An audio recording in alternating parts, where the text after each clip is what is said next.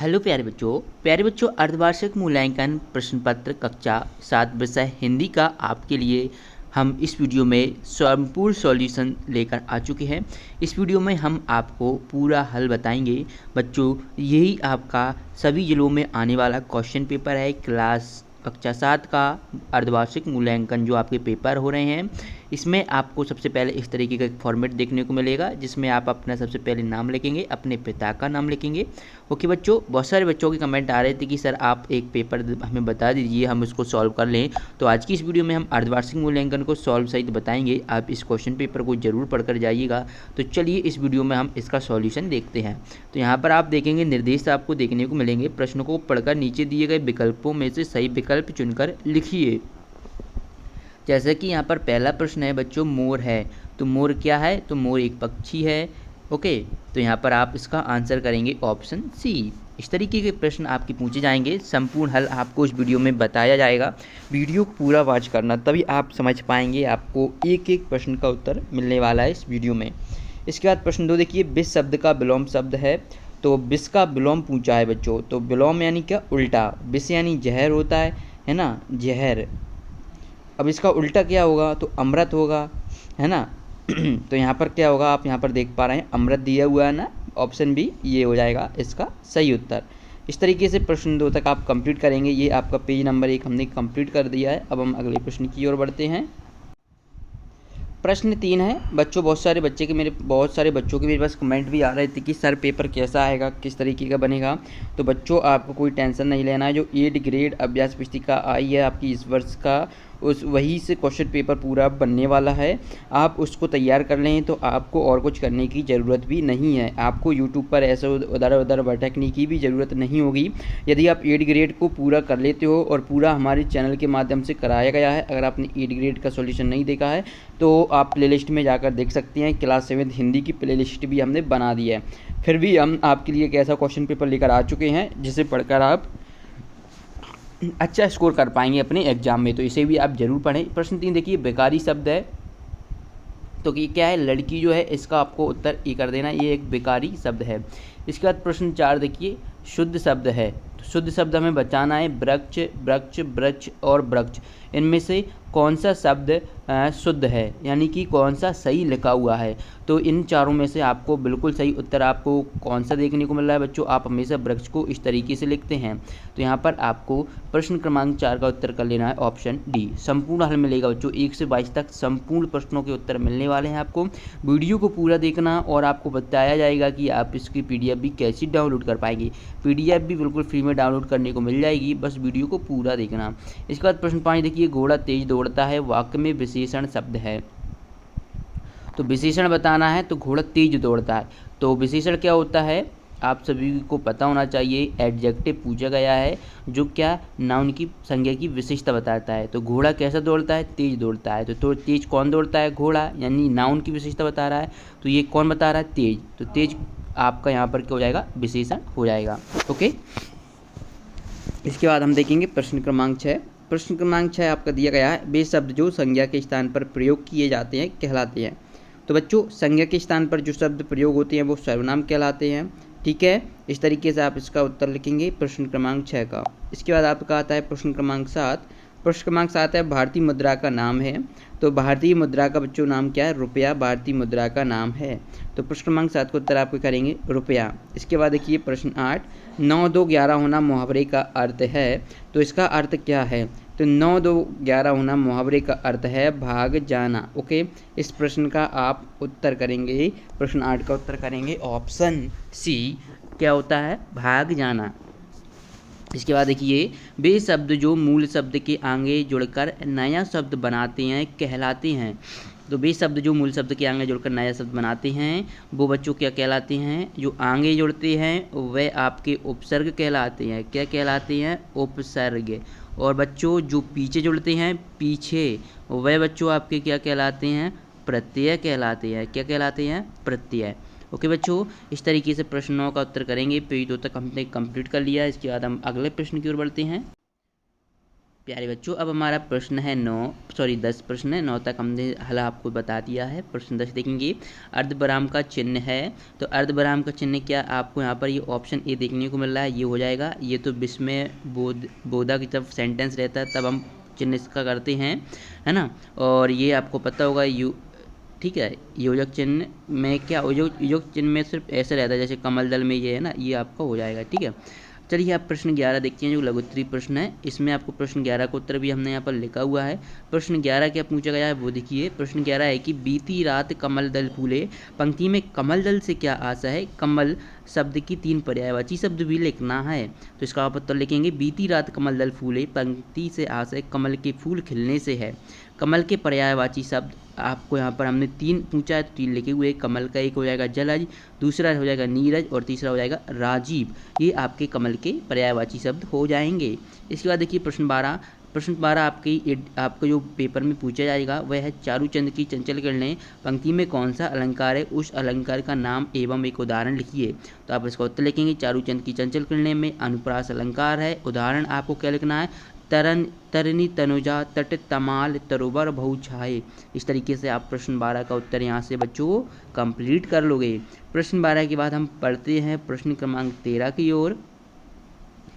प्रश्न क्रमांक 13 में आप बच्चों यहाँ पर देखने को मिल रहा है कि निम्नलिखित शब्दों की सार्थक तुकांत शब्द लिखना है। तुक आंत है ना, यानी जैसे नाला है तो उसका सेम उच्चारण कहाँ पर मिलेगा, नाला है तो ताला हो जाएगा। आप चाहें तो काला लिख सकते हैं, है ना। और जैसे साला काला हमने यहाँ पर ये लिखा भी हुआ है। इस तरीके से तुकांत लिखना है। अब धीरे का हीरे हो जाएगा, जजीरे हो जाएगा, कसीरे हो जाएगा। ठीक है, बच्चों धीर का लिखना है। ठीक है, तो इस तरीके से आप इसको कंप्लीट करेंगे। प्रश्न 13 तक हमने कंप्लीट देख लिया है सॉल्यूशन। इसके बाद हमारा आता है प्रश्न 14। आपका पेपर में प्रश्न 14 जो आपको देखने को मिलेगा वह रहेगा, दिए गए शब्दों के अर्थ लिखिए। शब्द दिया गया है और अर्थ दिए गए हैं। ठीक है, जैसे कि ऐश्वर्य है तो ऐश्वर्य का क्या होगा, धन सफलता शोहरत। तो ये आपका ऐश्वर्य का हो जाएगा धन सफलता शोहरत। इसका आपको अर्थ लिख देना है। इसके बाद एक कटुक, तो कटुक का अर्थ होगा जो चित्त को ना भाए, जो बुरा लगे। यानी कि कटुक क्या होता है, जो चीज़ बुरी लगती है। जैसे कटुक वचन मत बोलो, यानी कि बुरा मत बोलो। इसके बाद देखिए कृपाण, तो एक प्रकार की धारदार हथियार या तलवार, ये आपका हो जाएगा कृपाण। ओके, इसके बाद कौरव, तो राजा कुरु के वंशज या संतान, इनके वो बताना है तो हमने यहाँ पर बता रहे हैं आपको। इसके बाद है भाषण, तो भाषण क्या हो जाएगा बातचीत। इसके बाद आप देखेंगे तो बेकार, तो बेकार का क्या होगा, विकृति अर्थ। ओके, इसके बाद हम प्रश्न 14 के बाद प्रश्न 15 देखते हैं बच्चों। प्रश्न 15 का उत्तर आपको लास्ट में बताया जाएगा। पहले आप प्रश्न 16 देखिए। प्रश्न 16 है आपकी स्क्रीन पर कि निडर शब्द में कौन सी संज्ञा है, इस संज्ञा के 4 उदाहरण भी लिखिए। तो यहाँ पर आप इसका उत्तर देखेंगे कि निडर शब्द में क्या है, भावात्मक संज्ञा है। ओके, क्या इससे हमें एक भाव का पता चल रहा है कि ये भाव अच्छा है, बुरा है, मीठा है ना, भाव। तो अच्छा बुरा में आप देखेंगे तो निडर क्या है, बुरा है। तो ये किस तरीके का भाव है, तो ये इसलिए भाववाचक संज्ञा हो गई। अब संज्ञा की 4 उदाहरण भी लिखना है। तो जैसे हमने लिखा है मिठास, बुढ़ापा, गरीबी, वीरता। ये हमने इसके उदाहरण लिखे हुए हैं, किसके, संज्ञा के। संज्ञा मीन्स नाउन। इसके बाद आपका प्रश्न 17 है, जयंत हंस रहा है, वाक्य में कौन सी क्रिया का उदाहरण है और सकर्मक और अकर्मक क्रिया के 2 वाक्य लिखिए। तो इसे भी हम देखेंगे। पहले हम 18 प्रश्न देखते हैं। चलिए 18वें प्रश्न का उत्तर हम देख लेते हैं। पहले आपको 17वें प्रश्न और 14वें प्रश्न का उत्तर मिल जाएगा, वीडियो को पूरा देखोगे तो मिल जाएगा। इसके बाद पहले हम 18 कंप्लीट कर लेते हैं। जो प्रश्न आपके एग्जाम में आएंगे वही आपको बताए जा रहे हैं, तो इनको जरूर पढ़ कर जाएँ। प्रश्न 18 है कि शब्दकोश के अनुसार निम्नलिखित शब्दों को उचित क्रम में लिखिए। जैसे बकरी, बकरा, गाय, बैल, अमरूद और आम। यानी कि इनको हमें शब्दों के उचित क्रम में लिखना है, किसके अनुसार, शब्दकोश के अनुसार। शब्दकोश जैसे आपने वर्णमाला पढ़ी है, पहले आ आता है, फिर बड़ा आ आता है। जैसे हमने पहले अमरूद लिखा, फिर दूसरे नंबर पर छोटा आ, फिर बड़ा आ, फिर बा के बाद गा आएगा, गा के बाद बा आएगा, बा के बाद है ना दोनों ही बा है। तो हम पहले क्या, फिर हम दूसरा अक्षर देखेंगे, का आ रहा है तो इसमें भी का आ रहा है। फिर हम तीसरा देखेंगे तो ये बड़ा आ रहा है और ये बढ़ रही है, तो इसके बाद हम ये तीसरा हमने यहाँ पर लिखा है इसके बाद। ठीक है, पर ये आपका चौथा है, ठीक है। आई की मात्रा तो जो होते हैं शब्दकोश के अनुसार ही हमने यहाँ पर लिखा हुआ है नंबर वाई। इनको आपको इस तरीके से आपके एग्जाम में क्वेश्चन आएंगे, तो बच्चों आप लिखने आना। इसके बाद प्रश्न 19 देखें। प्रश्न 19 है, दिए गए शब्दों का वाक्य में प्रयोग कीजिए। शब्द दिया गया है और वाक्य में प्रयोग करना है। तो वीरांगना का आप करेंगे, लक्ष्मीबाई एक महान वीरांगना थी। इसके बाद पुत्र, माँ अपने पुत्र का सदैव ध्यान रखती है। नदी, तो हमारे देश में कई नदी स्थल हैं। क्या हैं? हमारे देश में कई नदी स्थल हैं। प्रश्न 20 देखें।